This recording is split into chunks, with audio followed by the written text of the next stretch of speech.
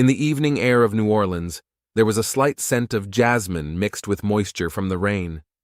Eric Gaines, a young African-American man with tired but lively eyes, stood on the porch of his grandmother, Clara Johnson's house, clutching his backpack to his chest. He had returned home after several years of college, looking for a break from the city noise and busy life. Clara met him at the door with a warm smile. Her hair was slightly graying, but she retained her elegance, accentuated by her discreet jewelry and neat hairstyle. She was not his biological relative.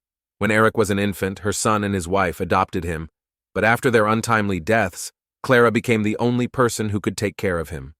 For Eric, she was both mother and grandmother, and their bond had long since crossed the line of ordinary family closeness. "Finally home," Clara whispered as she hugged him. Her touch was gentle but long, almost drawn out. The scent of her perfume enveloped Eric, causing him to have mixed feelings. "It's good to see you again, Grandma," he said, returning the hug, but he felt slightly uncomfortable. Something about their relationship always seemed wrong, but he couldn't quite put his finger on it. Clara took a step back and looked at him intently, her eyes shining with pride and joy. "You've grown up, boy. I have prepared your favorite dinner. Go wash your hands, and then we'll sit down to eat." Inside the house, there was a cozy atmosphere. The old wooden furniture, paintings on the walls, and framed photographs testified to the many years of experience of living in this house. However, there was a hidden tension in this coziness, almost like a warning of something invisible and dangerous. The next day, Eric decided to take a walk around the neighborhood. He approached the local child care center, where he met Megan Wilson, a white woman with blonde hair who smiled kindly at the children as she helped them draw on the sidewalk. "Hi, are you new here?" she asked with an open smile. "No, I'm back home for the summer," Eric replied. He hesitated a bit, but added, "I'm Eric. Megan Wilson." She held out her hand. Her warm gaze made Eric feel more at ease. He immediately felt interested in her, something attractive and frank that he had been missing for a long time. The conversation quickly turned into a casual flirtation. Megan invited him to a picnic the next day, and Eric gladly accepted, feeling that this could be the start of something new and enjoyable. When Eric returned home that evening, he found Clara sitting on the couch with a glass of wine in her hand. Her gaze lingered on him a little longer than necessary. "How was your day, darling?" she asked, setting the glass down on the table. "Good. I met some new people," Eric replied, trying to keep the details to himself. Clara pressed her lips together, her fingers unconsciously playing with the stem of the glass. "I hope you're not too interested in them," she said with a slight smile, but her voice held a hidden hint. Eric felt it, but decided not to answer. He knew he had to keep his new acquaintance with Megan a secret. It was clear to him that his grandmother would not forgive anyone for disturbing their fragile world. That night, Eric couldn't sleep for a long time. His thoughts flitted between the desire for a normal relationship with Megan and the inexplicable attachment to Clara that pulled him back. He realized that the situation with his grandmother was abnormal, but he didn't know how to break free of it. In the kitchen, in the dark, Clara sat with a photo of little Eric in her hands. Her love for him was obsessive and dangerous.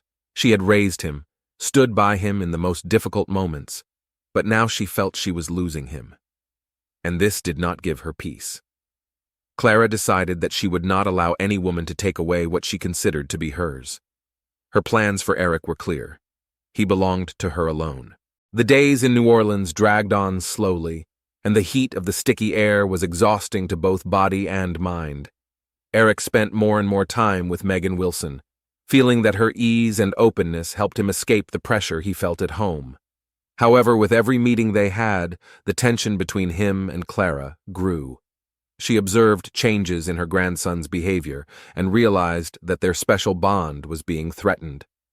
Clara Johnson was born and raised in a small town in southern Louisiana, in a strict family.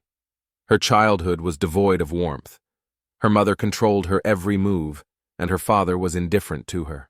As a young girl, Clara dreamed of escaping from this prison and finding the love she so desperately needed. But life quickly dispelled her dreams. At the age of 20, She married a man who seemed attentive and loving at first. However, their marriage was a failure. Her husband became cruel and indifferent, and after a few years, the marriage turned into a cold formality. The only thing that gave her hope for the future was her son, whom she gave birth to in her early 30s. But fate proved to be merciless again. When her son was only 25, he died in a car accident with his wife. The tragedy left Clara alone in a house where there was no one left but her pain and the photos on the walls. That all changed the day she was handed over to take care of little Eric, who had been adopted by her son as a baby. At first, she considered it a new chance for love and peace. She promised herself to give this boy all the warmth she could not get from life. Clara raised Eric as her own son, surrounding him with care and love. But over the years, this love began to transform into something more. The older he got, the more she felt emotionally dependent on him.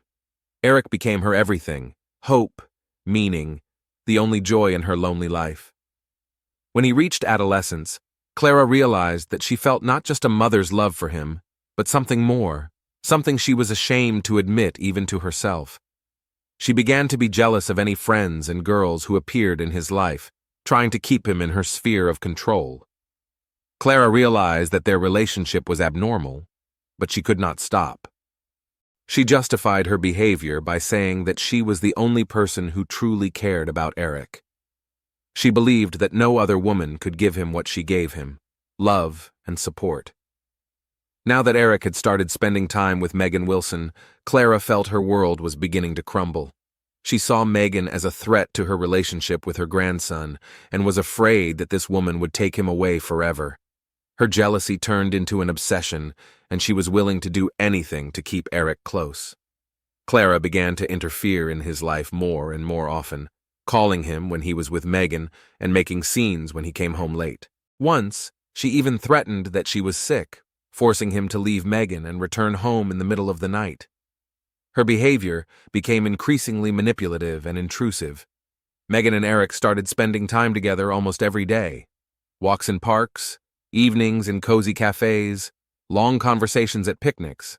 All of this fascinated Eric. It seemed to him that with her, he could finally breathe fully. Their relationship quickly grew into a romantic one, and Eric felt confident that this was his chance to start a normal life.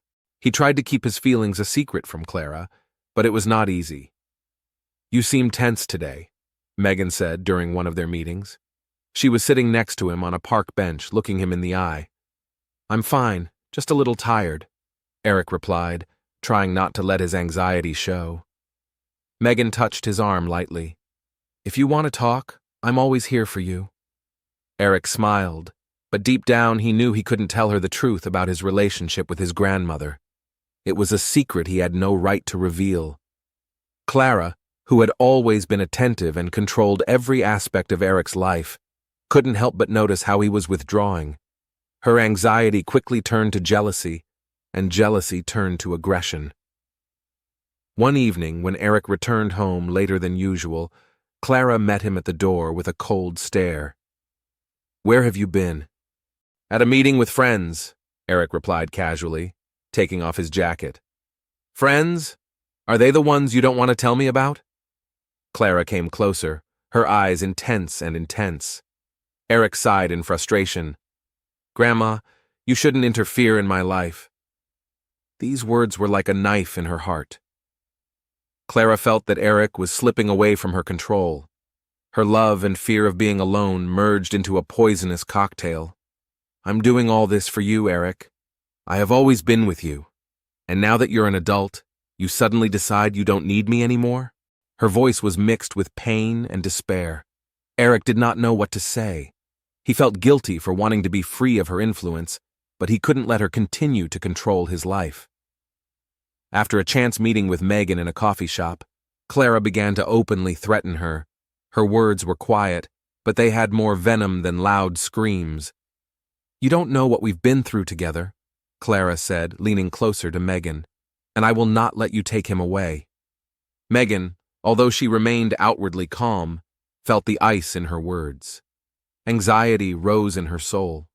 She realized that this woman would do anything to maintain control over Eric. When Eric found out about the meeting, he tried to calm Megan down, but the situation only escalated. Megan began to demand that he break up with his grandmother if he wanted to continue their relationship. When Megan told Eric about this encounter, he tried to calm her down, but the tension between them became obvious. Megan didn't understand why he couldn't just distance himself from his grandmother. Eric felt trapped between two women, each demanding his full attention. "You need to work things out with Clara," Megan said during another argument. "Otherwise, I don't know how we can continue this." "You don't understand. It's complicated," Eric replied, trying to avoid talking about the true nature of his relationship with his grandmother. Megan looked at him, and a shadow of disappointment flashed in her eyes. "Complicated? Or are you just scared?" Eric felt more and more cornered. He wanted to be with Megan, but at the same time he was afraid of destroying what he had built with Clara. He felt that if he broke the connection with his grandmother, he would lose a part of himself. Meanwhile, Clara became even more obsessive. She started sending Eric messages asking him to come home, even when he was with Megan. One day she called him in the middle of the night, forcing him to come home under the pretext that he was not feeling well. The days became longer and harder for Megan Wilson. Eric began to withdraw from her. He stopped responding to her texts, canceled meetings, and seemed increasingly distant. At first, she thought it was temporary, but as time went on, she felt more and more anxious. She couldn't figure out what was going on, but something told her that Eric wasn't just tired or busy.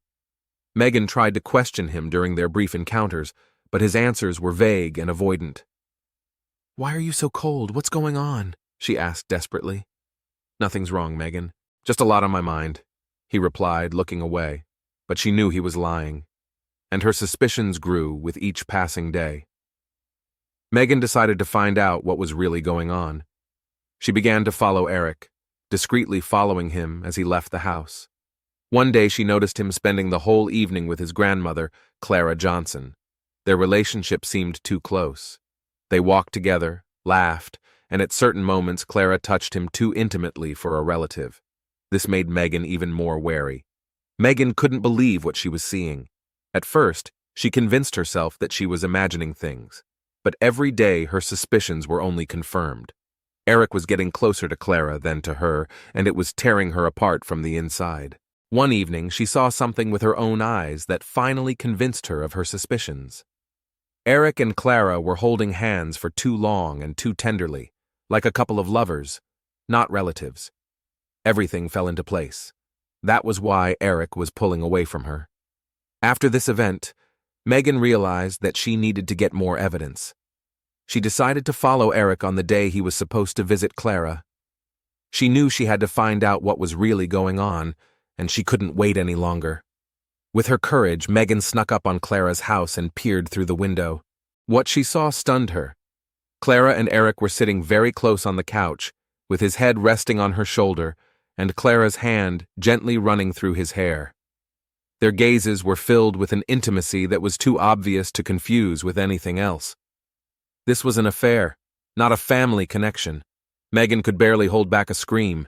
Her heart was pounding with shock and pain. Everything she had seen before now came together in a single picture. Her beloved boyfriend was having an affair with his own grandmother. She could not accept it. That night, Megan decided that she would not stay silent any longer.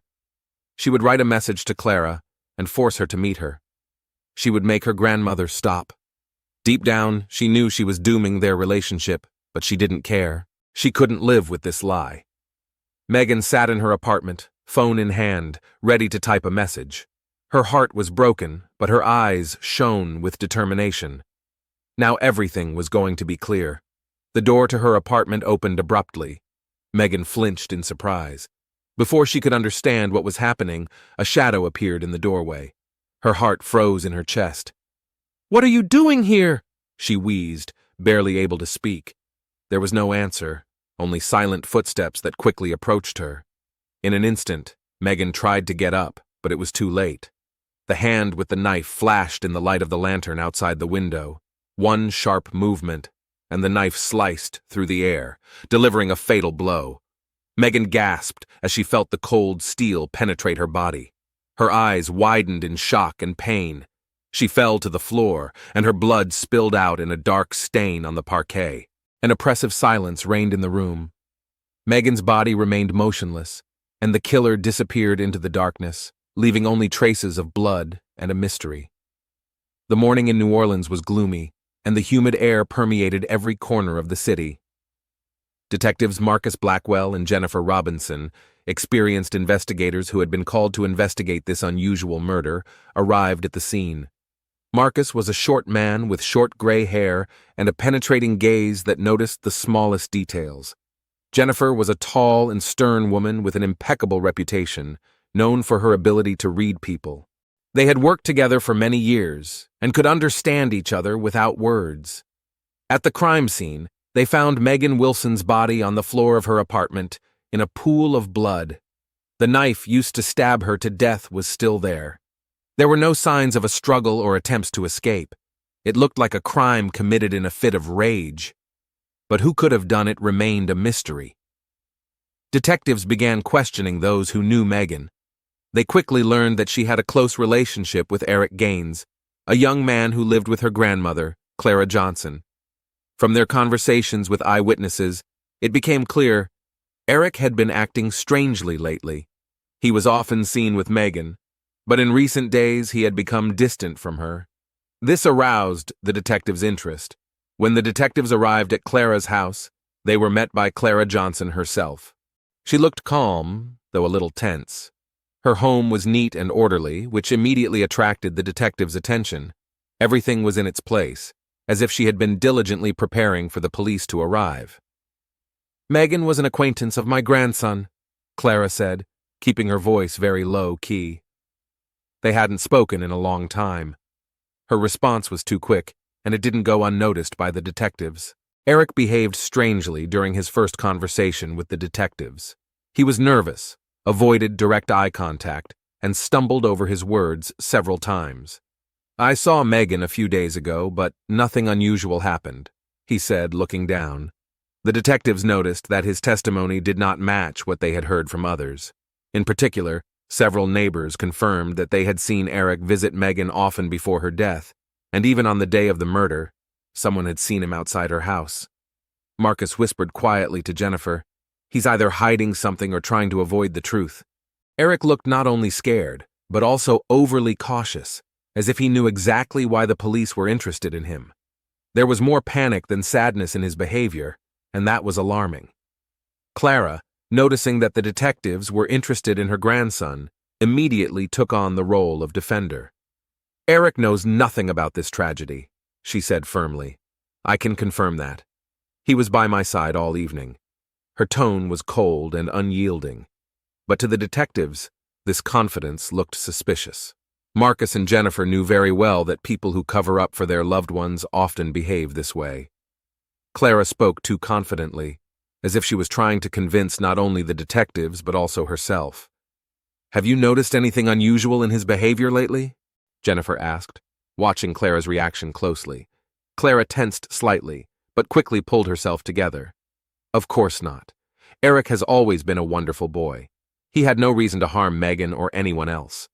The detectives continued to question both of them, gradually realizing that something was being hidden.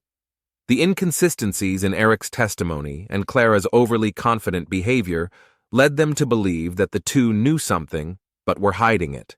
"If they're covering for each other, we'll find out," Marcus said after the interrogation. "Yes," Jennifer agreed, "and there's more to it than just knowing the victim." The detectives decided to take a closer look at the connection between Clara and Eric. Something about their relationship was unusual, and their testimony raised more and more questions. At the end of the day, the detectives received important information from one of the witnesses. Someone saw Eric at night near Megan's house, a few hours before her body was found. This cast doubt on Clara's claim that Eric had been with her. "I think we've found the first break in their story," Marcus said, flipping through his notes. "Her alibi for him doesn't hold up." The detectives realized that there was still a lot of work to be done, but Eric and Clara were definitely hiding something, and it was only a matter of time before they discovered all the details and revealed the truth. This chapter ends on a tense note as detectives Marcus Blackwell and Jennifer Robinson realize that Eric and Clara are not as innocent as they try to appear. Inconsistent testimonies and strange behavior of both characters become the first step to solving the complex mystery of Megan's murder. As detectives Marcus Blackwell and Jennifer Robinson continued their investigation, new facts from Megan Wilson's life began to surface, hinting that she may have had enemies and that Eric may not have been the only one with a motive to kill her. Megan moved to New Orleans about a year ago from the neighboring state of Mississippi. At first glance, she looked like an ordinary woman who devoted her time to helping children and social initiatives. But detectives found out that her past was far from rosy. She had problems with her previous partner, who was often violent. Charles Walker, her ex-boyfriend, was known for his jealous outbursts and domestic violence convictions. After Megan broke up with him, Charles stalked her for a long time, threatening her and demanding that she return. Eventually, she fled to New Orleans, changing her address and job in an attempt to start a new life. But a few months ago, Charles found her phone number and began sending threats. Detectives now suspect that he may have come to the city to meet her again. Detectives also learned that Megan was not always popular with her colleagues. She had recently had conflicts at work with another social worker, a woman named Diane Clark. Diane suspected that Megan was falsifying her work reports to make herself look better in the eyes of her superiors and get a promotion. Diane did not hide her irritation. Several witnesses confirmed that they had seen them arguing in the office more than once, and once Diana even exclaimed, "I will do everything to get you fired if you don't stop doing this." This conflict gave reason to suspect that Diana had a personal motive to harm Megan. The investigation led the detectives to another strange fact. 2 days before her death, Megan received a large money transfer to her bank account. Although the amount was not huge, it was unusual for a social worker. The payment came from a private individual whose name could not be immediately established. This fact led detectives to believe that Megan could be involved in something more serious than a simple love triangle. Although the suspicions about Eric Gaines and Clara Johnson have not disappeared, the detectives now have other possible scenarios. Charles Walker, a formerly aggressive boyfriend, could have had reasons for the murder: jealousy and a desire for revenge. Diane Clark also had motives: career competition and personal dislike for Megan. However, the behavior of Eric and Clara continued to raise suspicions. Was Eric really just trying to hide his fear? Or was he trying to hide something worse? Was Clara just a manipulative woman covering for her grandson? Or did she have her own motives? The detectives had several possible scenarios and many questions. Who really had a motive for killing Megan? Could Charles have come to town and killed her in a fit of jealousy? Or was it one of his colleagues who wanted to eliminate a rival? Or perhaps it all had something to do with the money she received. But Marcus and Jennifer knew that their main suspects were still Eric and Clara. They realized that these two were hiding something, and maybe if they interrogated them properly, the truth would come out. This chapter expands the circle of suspects, adding new layers of mystery and creating tension. Megan's past reveals possible motives for other characters, but at the same time reinforces suspicions about Eric and Clara, whose actions and behavior remain unclear and contradictory.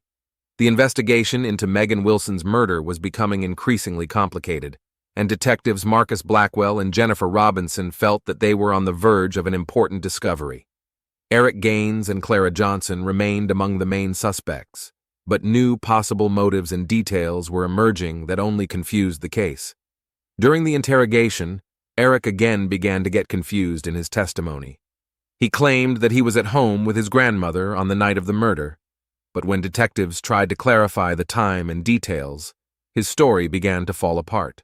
"I was in my room for most of the evening," he said, avoiding direct eye contact. "And then?" Jennifer asked.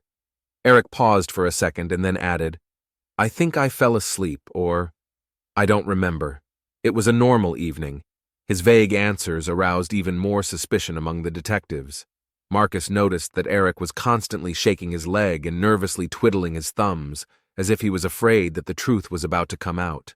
Clara, on the other hand, demonstrated calm and control. She insisted that Eric had been at home all evening. Her alibi for her grandson seemed ironclad, but the detectives could see that her confidence was hiding fear. "Eric couldn't have done it," she said categorically. "He was right next to me. We had dinner together and then watched a movie. I can confirm this." But the lack of specific details in her story only heightened suspicion. Jennifer noted in her notes that Clara was trying not to mention anything unnecessary, as if she was afraid of giving herself away. On the same day, the forensic examination brought important news. Fingerprints were found on the knife found at the crime scene. The prints belonged to Eric Gaines. This fact was the first serious evidence that directly linked Eric to Megan's murder. Detectives immediately called him in for questioning. When they reported the discovery, Eric turned white and lowered his head. "This is impossible," he whispered. "I didn't take the knife." "If that's true, then how did your fingerprints end up on the murder weapon?" asked Marcus, leaning closer. Eric remained silent, unable to answer. But Jennifer noticed something else in his behavior. It was not only panic, but also guilt. She realized that he was hiding something. When Clara found out that Eric's fingerprints were found on the knife, she reacted strangely. She did not immediately deny it, but instead began to defend him even more aggressively. She claimed that the police might have made a mistake, or that someone might have set him up on purpose. "You don't understand," she said irritably. "Eric is a good man. He is not capable of such things." But the detectives could see that their plan was working. Clara was beginning to lose control. Her seemingly perfect alibi began to crumble when Jennifer asked a question. "If he was with you all night, why are his fingerprints on the knife? And why does he look like he's hiding something?" Clara was silent for a moment, but then gathered herself. "He may have touched the knife earlier, when he was at Megan's, but that doesn't prove anything." This answer was not convincing enough. The detectives realized that Clara knew more than she was saying, and was probably trying to cover up for her grandson. At the same time, the detectives continued to check other suspects. They learned that Megan's ex-boyfriend, Charles Walker, had recently been spotted in the city. Charles had an aggressive history of behavior and was known for not getting over breakups. When detectives called Charles for questioning, he initially denied being in town, but his lie was quickly exposed. However, Charles did have an alibi for the night of the murder. He was at a bar where several witnesses had seen him. He remained under suspicion, but detectives now realized that his motive for the murder was not so obvious. The investigation had reached a critical point. There were still more questions than answers on the surface. Why did Eric withdraw from Megan? Why is Clara so stubbornly defending him? If Eric and Clara are innocent, then who framed him? The detectives felt that they were close to the solution. There was only one thing left to do: put pressure on Eric and get him to talk. They knew the truth was out there. With a little push, all the details would come together. Detectives Marcus Blackwell and Jennifer Robinson knew time was running out. They had gathered enough evidence to put more pressure on Eric Gaines, but they still felt the key to the solution lay in the details that hadn't yet been revealed. Eric and Clara were hiding the truth, and the detectives decided that the only way to break down their defenses was to isolate them and interrogate them separately. In the interrogation room, Eric sat nervously fidgeting with his fingers. Jennifer Robinson watched him closely. "Eric, we know this is hard for you," she said calmly, "but if you don't say anything, it will only make things worse." Eric did not answer. He avoided eye contact and kept looking at the wall. But when Jennifer pulled out a photo of the knife with his fingerprints on it, his hands began to tremble. "We know you were at Megan's apartment that night," she continued. "We realize that something more than just a fight happened there. If you tell us the truth now, we can help you." Eric was silent for a few seconds, then whispered, "It wasn't supposed to happen. I didn't mean to." "What didn't you mean, Eric?" Jennifer asked gently. His voice became broken and full of remorse. She knew about me and Clara. She said she was going to tell everyone. Eric confessed the worst. Megan had found out about the affair between him and Clara. On the night of the murder, she demanded that he break it off and threatened to expose their secret if he didn't. She said she would tell the police, her friends, everyone. "She left me no choice," Eric said, covering his face with his hands. He could not bear the threat of exposure. Under the pressure of emotions and fear of losing everything, He took a knife from Megan's kitchen and killed her. It was a moment. I didn't think. I just did it, Eric whispered. Jennifer sighed. She knew that she was not looking at a cold-blooded killer, but a guy who was confused and unable to get out of this situation. When Clara Johnson was called in for questioning, she already knew that Eric had broken down and confessed. Her face remained calm, but inside, she realized that the game was up. "You knew about this from the beginning, didn't you?" Jennifer asked her bluntly. Clara sighed and replied, "I knew he did it for us. He always does everything for me." Clara tried to cover for Eric because she considered him not only her family, but also her only support in life. She hoped that no one would discover their secret, even if it meant deceiving the justice system. "You both ruined him," Jennifer said quietly, "and now there's no fixing it." Eric was arrested for the murder of Megan Wilson. Despite the fact that he acted under the influence of emotion, the court is unlikely to be lenient. Clara was not charged with complicity, but her role in the destruction of Eric's life remained obvious. Her love turned into poison that destroyed not only him, but everything around him. The trial of Eric Gaines caused a shock in the New Orleans community. When the details of his relationship with his grandmother, Clara Johnson, came to light, the city was engulfed in a real scandal. Journalists did not give Clara and the judges any rest, creating a huge resonance around the case. Journalists called the case a story of forbidden love that ended in death, and everyone was discussing not only the murder, but also the moral aspects of this painful relationship. During the trial, the lawyers tried to prove that Eric acted under emotional stress and was psychologically dependent on Clara. However, the prosecutor insisted that the murder of Megan Wilson was a conscious decision, and even if Eric was under the influence of Clara, it did not absolve him of responsibility. At the trial, Eric looked devastated. He did not try to justify himself, and silently accepted everything that happened. When he was asked to make a final statement, he whispered, "I don't know how to live with this. I regret everything. Losing Megan and everything that happened between me and Clara. I want nothing more than to forget this horror." During the trial, Clara sat in the courtroom, always trying to meet Eric's gaze. But he avoided her eyes, as if he was trying to distance himself from the woman who had destroyed his life. Her presence no longer brought him any comfort or peace, only shame and despair. The sentence was harsh, but expected. 25 years in prison without the possibility of early release. The judge emphasized that although Eric acted under the influence of emotions, his crime remained cruel and unjustified. The news of the relationship between Eric and Clara stunned everyone who knew them personally. The neighbors, who had previously considered Clara a model woman and a good grandmother, now avoided her. "This is unacceptable. How could she do this? She used him," the neighbors said. Megan's friends appeared in court almost every day, showing their support for her memory and demanding the harshest possible punishment for Eric.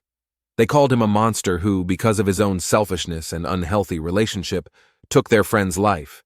Social networks exploded with discussions. Some sympathized with Eric, considering him a victim of Clara's manipulations, while others condemned both of them for murder and forbidden communication. In the cell, Eric felt that his life was over. He was filled with shame and despair. Every day he woke up wanting to forget everything that had happened, but the memories kept coming back, forcing him to relive that fateful moment over and over again. He didn't feel any relief even after the truth came out. Now that his affair with Clara was no longer a secret, he felt deeply disgusted with himself. Love, which had previously seemed to him the only stable thing in his life, had turned into a burden that broke him completely. Clara tried to write him letters several times, but he refused to receive them. Now he wanted to distance himself from her forever. What used to be the only thing important to him now seemed like a poison that destroyed everything good in his life. Clara Johnson was left completely alone. She was judged by everyone, neighbors, acquaintances, even those who had previously treated her with respect. She spent the last years of her life almost never leaving the house and eventually died alone. She was buried without any ceremony, and no one was present at the funeral except the priest and the funeral home staff. Even while in prison, Eric continued to struggle with the demons of his past. He knew that everything was lost now, Megan was dead, Clara had disappeared from his life, and the future no longer made sense. He often asked himself what would have become of him if he had ever managed to break up with Clara earlier. But the answer to this question would not have changed anything. Now he could only accept his fate and learn to live with the consequences of his decisions. But the worst part was that even after everything he had been through, he knew that he would never escape his past.